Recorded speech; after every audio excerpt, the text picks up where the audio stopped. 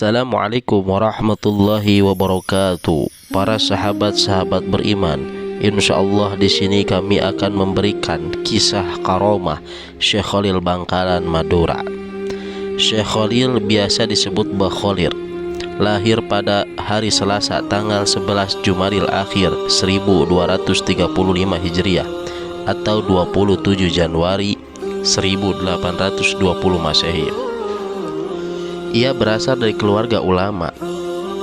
Ayahnya Kiai Haji Abdul Latif mempunyai pertalian darah dengan Sunan Gunung Jati. Ayah Abdul Latif adalah Kiai Hamim, anak dari Abdul Karim. Kiai Abdul Karim adalah anak dari Kiai Muharram bin Kiai Asron Karomah bin Kiai Abdullah bin Said Sulaiman. Said Sulaiman adalah cucu Sunan Gunung Jati. Maka tak salah kalau Kiai Haji Abdul Latif mendambakan anaknya kelak bisa mengikuti jejak Sunan Gunung Jati yang merupakan kakek moyangnya. Oleh ayahnya, ia dididik dengan sangat ketat.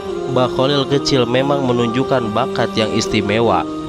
Kehausannya akan ilmu terutama fikih dan nahwu sangat luar biasa. Bahkan ia sudah hafal dengan baik Nadom Alfiyah Ibnu Malik yang 1000 bait yang membahas tentang ilmu nahwu. Sejak usia muda, untuk memenuhi harapan dan juga kehausannya mengenai ilmu fikih dan ilmu yang lainnya, maka orang tua Mbah Khalil mengirimkan ke berbagai pesantren untuk menimba ilmu. Bahkan Syekh Khalil Bangkalan mempunyai beberapa karomah atas ketaatannya kepada Allah Subhanahu wa Ta'ala. Dan inilah beberapa karomah Syekh Khalil Bangkalan. 1. Tertawa keras di dalam sholat. Pada suatu hari di dalam sholat jamaah yang dipimpin oleh kiai di sebuah pesantren tempat Kiai Khalil mencari ilmu, Kiai Khalil muda tertawa cukup keras sehingga teman-temannya takut kalau kiai akan marah karena sikapnya itu. Dugaan mereka tidak keliru. Setelah selesai sholat, sang kiai menegur Kiai Khalil muda dengan sikapnya yang tertawa cukup keras waktu sholat tersebut yang memang dilarang dalam Islam. Ternyata Kiai Khalil muda masih terus tertawa meskipun Kiai sangat marah terhadapnya. Akhirnya Kiai Khalil menjawab bahwa ketika sholat berjamaah berlangsung, Syekh Khalil melihat sebuah berkat atau wadah nasi di atas kepala sang kiai. Mendengar jawaban tersebut, sang kiai menjadi sadar dan merasa malu atas sholat yang ia pimpin tersebut. Karena sang kiai ketika sholat memikirkan makanan sehingga tertebak oleh Syekh Khalil Bangkalan. 2. Debat kepiting atau rajungan.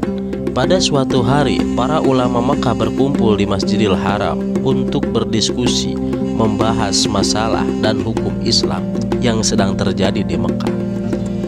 Semua persoalan didiskusikan tanpa hambatan dan selalu mendapatkan solusi dan kesepakatan semua ulama tersebut.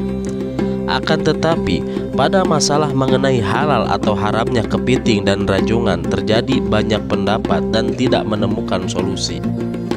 Kiai Khalil pada waktu itu berada di antara peserta diskusi sambil mendengarkan dengan tekun sambil sekali-kali tersenyum melihat silang pendapat para peserta diskusi. Melihat jalan buntu permasalahan yang ada di hadapannya, Kiai Khalil meminta izin untuk menawarkan solusi untuk masalah tersebut. Akhirnya, Kiai Khalil dipersilahkan untuk naik ke atas mimbar oleh pemimpin diskusi.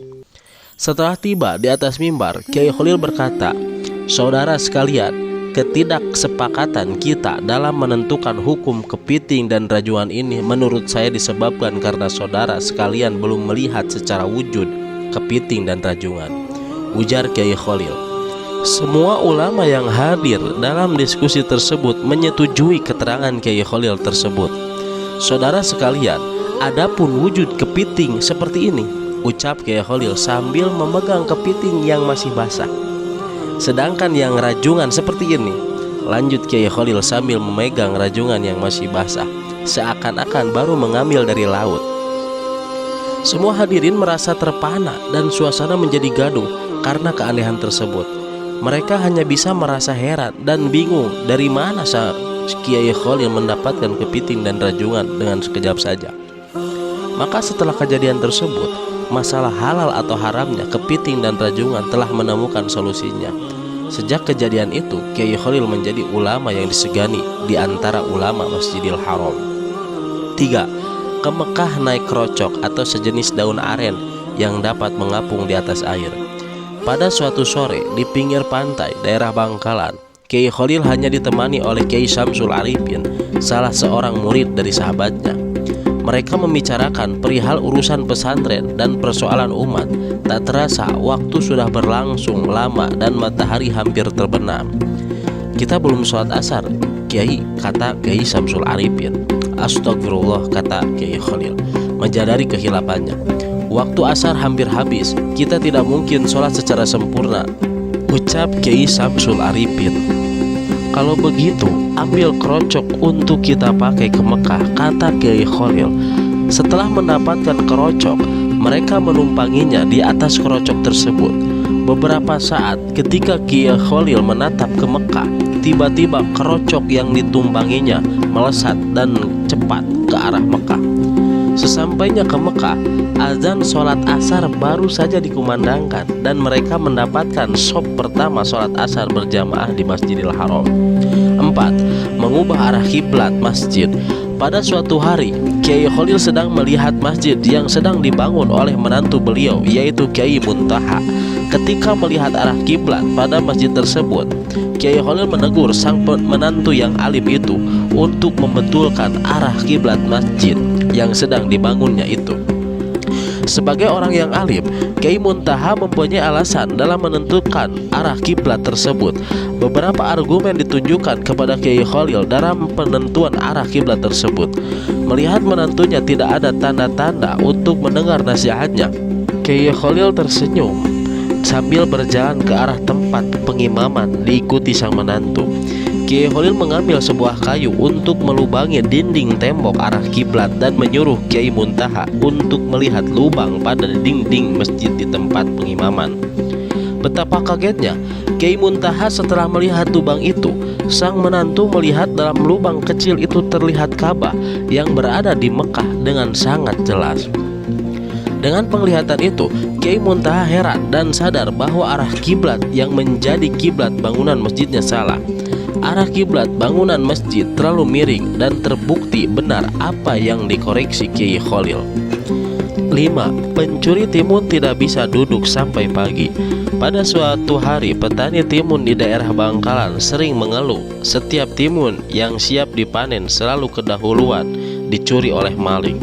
Begitu peristiwa itu terus-menerus, akhirnya petani timun itu tidak sabar lagi untuk bermusyawarah. Maka diputuskan untuk datang kepada Syekhona Khalil Bangkalan. Sesampainya di rumah Kiai Khalil Bangkalan, sebagaimana biasanya, Kiai tersebut sedang mengajarkan kitab Nahwu. Kitab tersebut bernama Jurumiyah, suatu kitab tata bahasa Arab tingkat pemula. Kemudian orang-orang berkata, "Assalamualaikum Kiai." Ucap salam para petani serentak. "Waalaikumsalam warahmatullahi wabarakatuh," jawab Kiai Khalil Bangkalan. Melihat banyaknya petani yang datang, Kiai Khalil bertanya, "Sampean ada keperluan apa ya?"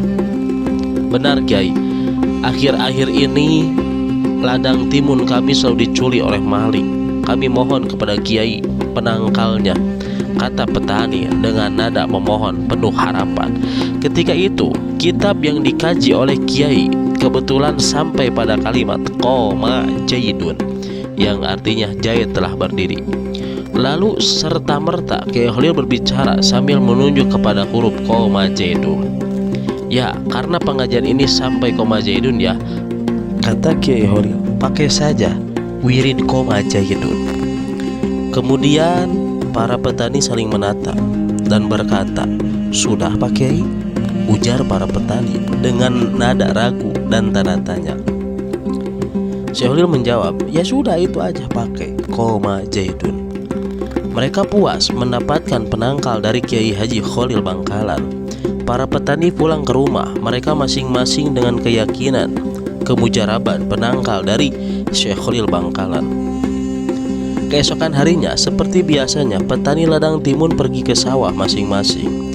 Betapa terkejutnya mereka melihat pemandangan di hadapannya. Sejumlah pencuri timun berdiri terus dan tidak bisa duduk. Semua maling timun yang selama ini merajalela diketahui dan dapat ditangkap. Akhirnya penduduk berdatangan ingin melihat maling yang tidak bisa duduk itu. Semua upaya telah dilakukan, namun hasilnya sia-sia. Semua maling tetap berdiri dengan muka pucat pasi karena ditonton orang yang semakin lama semakin banyak. Satu-satunya jalan agar para maling itu bisa duduk, maka diputuskan wakil petani untuk datang ke Syekh Khalil Bangkalan lagi. Tiba di kediaman Syekh Khalil Bangkalan, utusan itu diberi obat penangkal. Begitu obat disentuhkan ke badan maling yang sial itu, akhirnya dapat duduk seperti sedia kala. Dan para pencuri itu pun menyesal dan berjanji tidak akan mencuri lagi di ladang yang selama ini menjadi sasaran empuk pencurian. Maka sejak saat itu, petani timun di daerah Bangkalan menjadi aman dan makmur. Sebagai rasa berterima kasih kepada Syekh Khalil Bangkalan, mereka menyerahkan hasil panennya, yaitu timun, ke pondok pesantren. Sejak itu, berhari-hari para santri di pondok pesantren kebanjiran timun, dan hampir-hampir di seluruh pojok-pojok pondok pesantren dipenuhi dengan timun. Itulah para sahabat-sahabat beriman, karomah daripada Syekh Khalil Bangkalan atas ketaatannya kepada Allah Subhanahu wa Ta'ala. Mudah-mudahan kisah ini bisa bermanfaat, bisa dijadikan pelajaran untuk kita semua. Wallahu a'lam bishawab.